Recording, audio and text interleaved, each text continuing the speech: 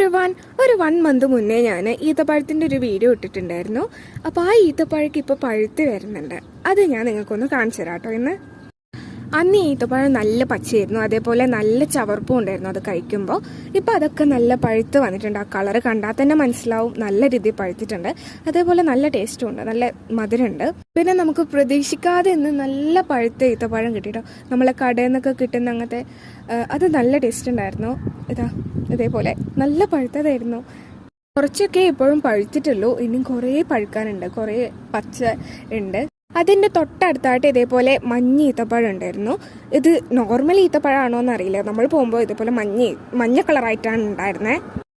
ഇത് വേറെ ചെടിയിലെ ഒരു ഈത്തപ്പഴമാണ്. ഇതിൻ്റെ സൈസ് കുറച്ച് വലുതാണ്, നമ്മൾ നേരത്തെ കണ്ടതിനേക്കാൾ നല്ല വലുതാണ് ഉണ്ടായിരുന്നത്. ഇതും അത്യാവശ്യം പഴുത്തിട്ടാണ് ഉണ്ടായിരുന്നത്. ഇതിൻ്റെ സൈസ് കണ്ടാൽ മനസ്സിലാവും. സോ നെക്സ്റ്റ് വീഡിയോയിൽ കാണാം.